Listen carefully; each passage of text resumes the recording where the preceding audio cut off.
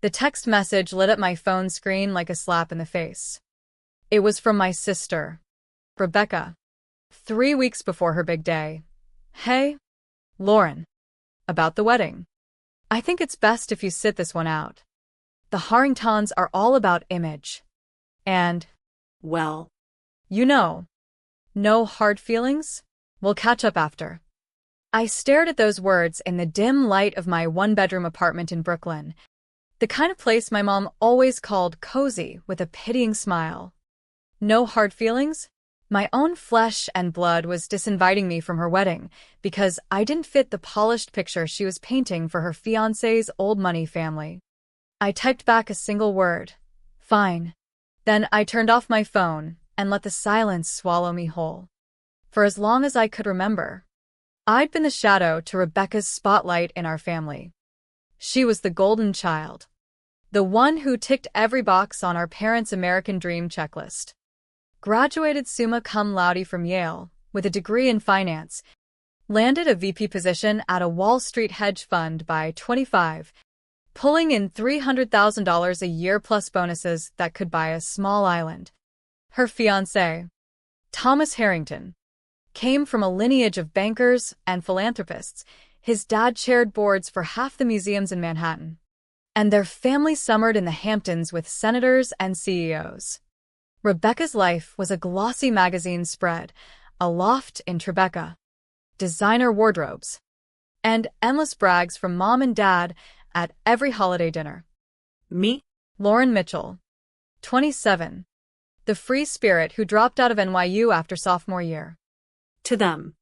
I was the disappointment, the girl slinging coffee at a hipster cafe in Williamsburg, living paycheck to paycheck in a walk-up with peeling paint and a finicky radiator. Or, at least, that's the story they told themselves. Family gatherings were a masterclass in subtle digs. Rebecca would hold court about her latest merger deal or how she networked at Davos, while Thomas chimed in about their charity galas and private jet weekends.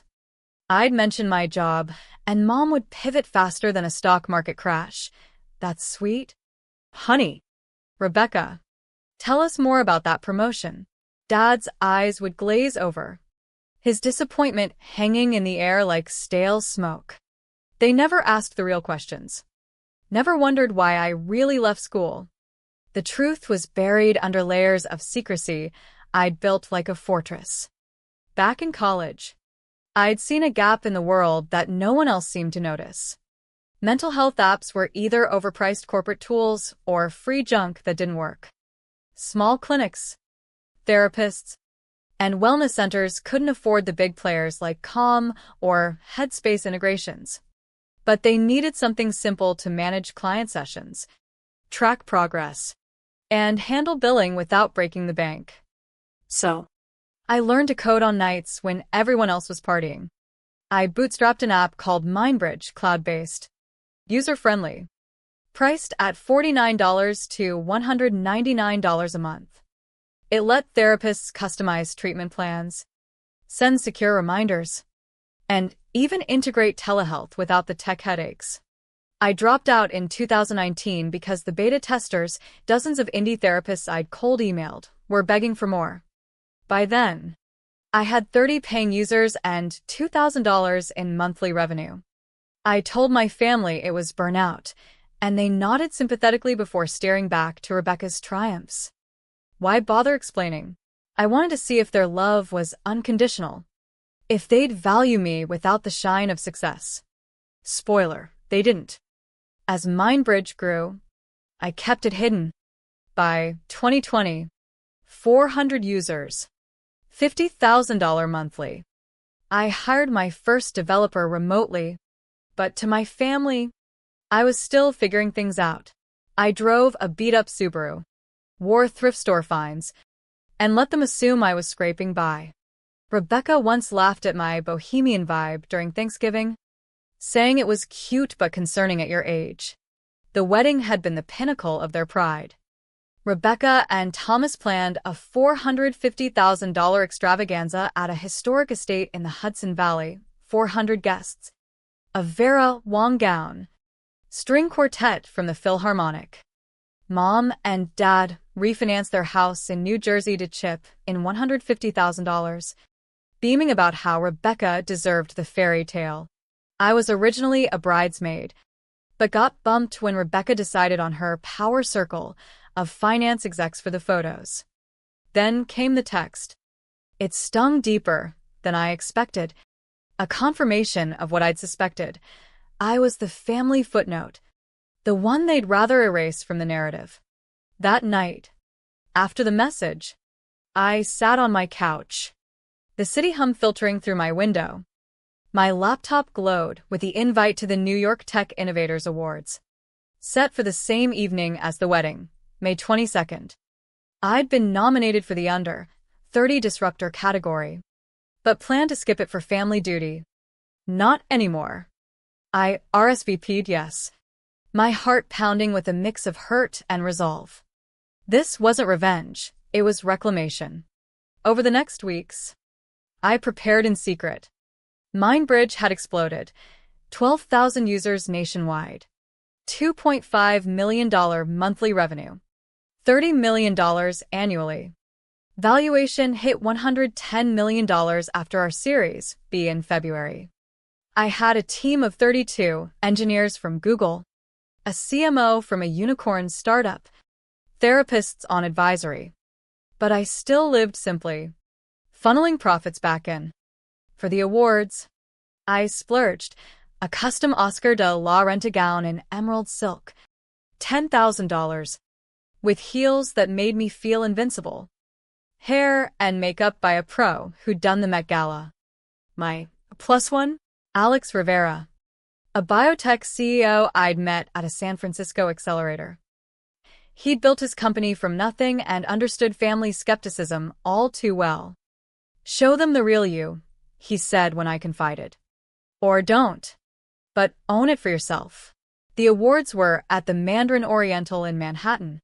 Black tie. 600 attendees. Live streamed on CNBC and tech sites. Venture capitalists. Governors. Media moguls filled the room. I sat near the front with Alex and my COO, Jenna, as the governor of New York kicked off the night.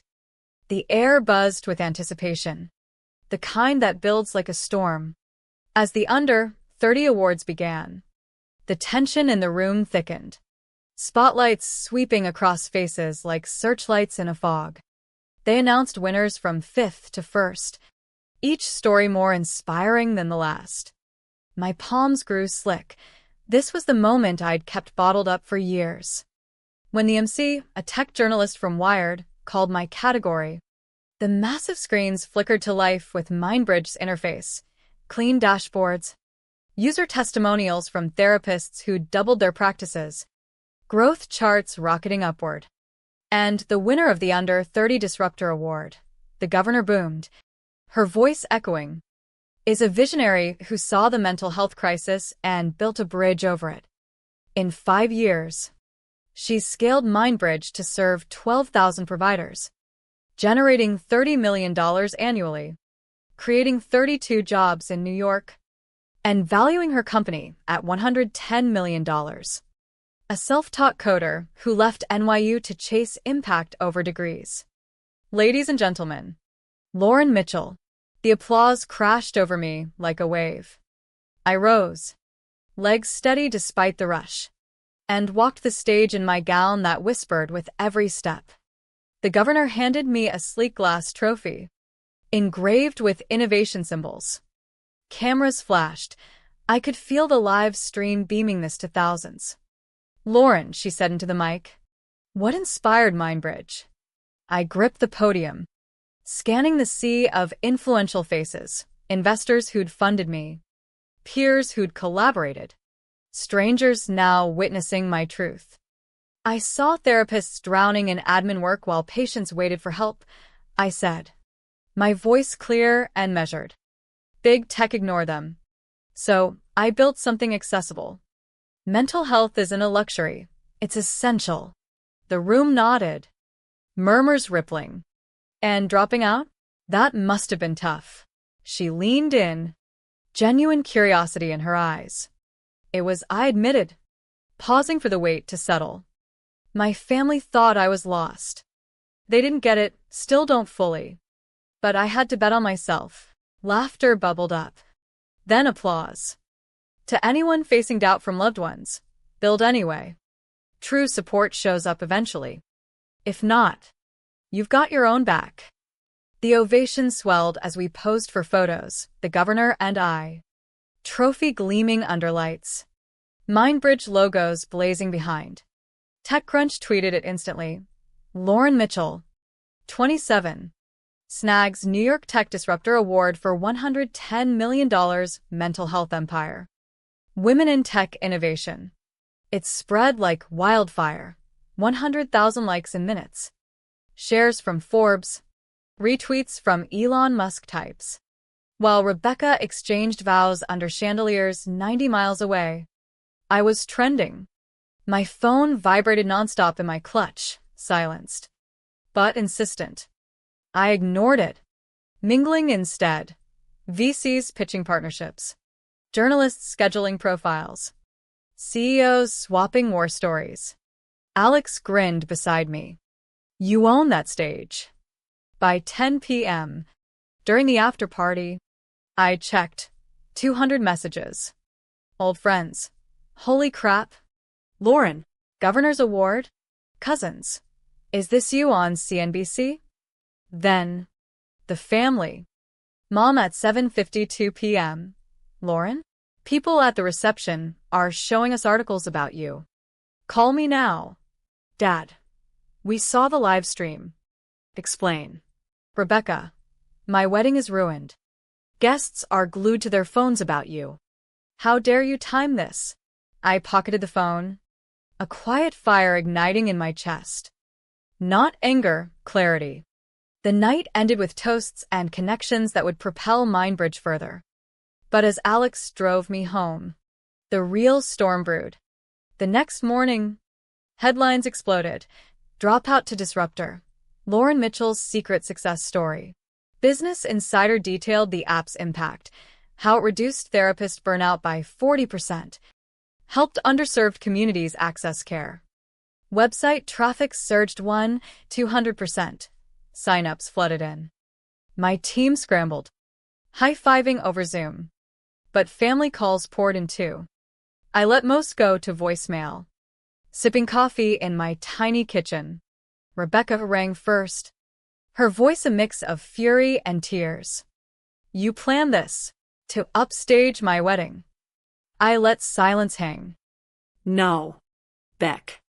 I planned to attend yours. You uninvited me because I'd embarrass the Harringtons. Remember? That was before I knew. You lied about everything, your job, your life. I didn't lie. You assumed. Customer service. I'm serving 12,000 customers in mental health. You never asked details. She sputtered. Thomas's parents are livid. They sought the articles. Asked why you weren't there. It looks like we're hiding family drama. That's on you, I said softly. You valued their opinion over our bond. Now deal with it. I hung up, heart racing but steady. Mom called next. Her tone fractured. Lauren. Honey. An empire? The governor? Why hide it? Why assume I was failing? For years. You've paraded Rebecca's wins while pitying mine. It hurt. Mom. We were worried. You dropped out. Lived modestly. I reinvested.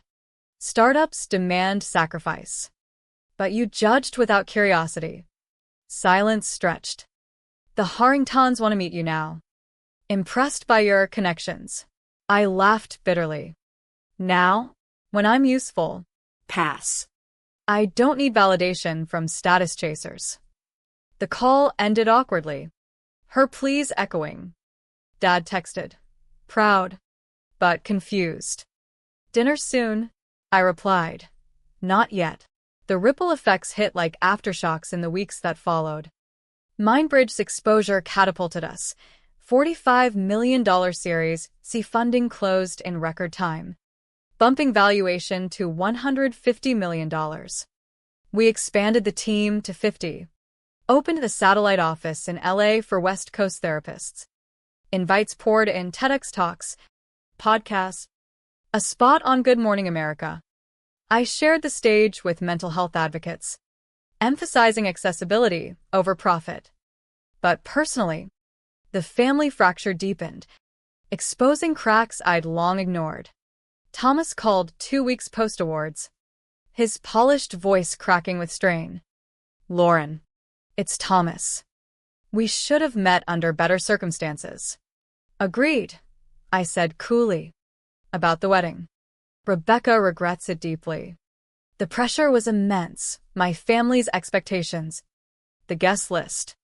She thought she was sparing you awkwardness." No. She was sparing herself. Thought my cafe job would tarnish your elite circle. He sighed. We didn't know the truth. My parents are traditional. But now, They're eager for a partnership. Your app could integrate with our foundation's wellness programs. I paused, the irony biting. So, now that I'm a disruptor, I'm worthy? Thanks. But MindBridge partners with those who value impact, not image. Ease up. Lauren, this could heal things. It reveals them. Good luck with the marriage. click. Rebecca's texts escalated. Thomas's mom is freezing our foundation access. Says I botched a key alliance by excluding you. Please fix this. I replied, you broke it. Own the fallout. Blocked. Mom showed up unannounced at my apartment a month later, buzzing the intercom until I relented. She stood in my cramped living room, eyes darting over my secondhand bookshelves and laptop-strewn table. This is where you built it all? Yep. While you thought I was lost, she sat, wringing her hands. We feel awful. Hiding this. Why? To test if you'd love plain Lauren. Not the success story. Of course we do. But her voice wavered. Actions say otherwise. Years of comparisons. Dismissals. Rebecca's the star. I'm the afterthought. Tears welled. We pushed her path because it worked for us. Your dropout scared us. It was calculated. Clients waited. I couldn't delay. But you assumed failure. What now? The Harringtons are pressuring Rebecca. Her job's at risk from the drama. Not my circus. Focus on us. Can you see me without the accolades? She nodded slowly. I want to try. Time will tell. She left, the door clicking shut like a period on old patterns. As summer faded, my life bloomed anew. I keynote at a mental health conference in Chicago. 3,000 attendees hanging on stories of resilience. Doubt from loved ones hurts most, I said. But it fuels you. Build for impact, not approval. Standing ovation. Emails flooded from people sharing parallel tales, siblings overshadowed, parents blind to potential. Meanwhile, Rebecca's world unraveled. The Harringtons, status-obsessed, viewed her exclusion of me as a social blunder. Whispers in their circles. How do you miss a family tech star? Thomas, torn, grew distant. Rebecca quit her hedge fund role amid the stress, moving back to Jersey with mom and dad. Therapy sessions. She confided in a rare email, seeing my flaws now. I responded briefly. Growth hurts. Keep going. By fall, the healing, or reckoning, began in earnest. Dad requested a neutral ground meet, a quiet diner in Queens. Midway between us, he arrived looking weathered. His usual suit swapped for khakis, eyes shadowed with regret. We ordered burgers, the clatter of plates filling the initial quiet. I messed up. Lauren, he started. No preamble. Projected my blueprint onto you. College. Corporate ladder. That's how I climbed. Your path terrified me. It worked, I said. MindBridge proves it. I see that. But I judged instead of supporting. Praised Rebecca's safety net while ignoring your leap. The words hung heavy. Why now? Because losing you hurts more than pride. Give me a shot to rebuild. Monthly lunches. Real talks. I waited. No manipulation in his gaze. Just raw honesty. Okay. One step at a time. We've met since. Peeling layers. Him sharing his immigrant struggles. Me detailing app pivots. It's fragile, but real. Rebecca sent a letter in October. Pages of neat script. I was blind. Chasing Harrington approval over sisterhood. Excluding you was cowardice, not protection. I'm in therapy, unpacking it all. No expectations, just sorrow. I pondered, then replied. Apology noted. Trust rebuilds slowly. Maybe coffee someday. Her marriage ended in November. Annulment papers citing irreconcilable differences. The $450,000 spectacle dissolved in whispers. Harringtons distanced. Rebecca rebuilt solo. Mom and I progressed to walks in Central Park. Her questions genuine. How does the app help PTSD cases? No more pivots. Mindbridge hit $55 million revenue. Partnerships with national health orgs. I bought a brownstone in Park Slope, 2,500 square feet. Sunlit office. Garden for reflection. $2.1 million. Cash. Posted a subtle photo online. Family saw, but reactions were muted respect. Speaking at NYU's commencement, irony full circle, the dean quipped, Lauren left early, but taught us all. I address grads. Family doubt? Forge ahead. Independence is your greatest asset. 2 years on. At 29. Life feels earned. Mindbridge valuations soar to $200 million. We're global, impacting millions through affordable mental health tools.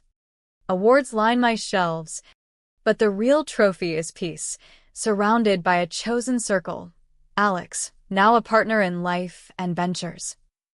Jenna, mentors who believed early. Family ties? Mended. Imperfectly.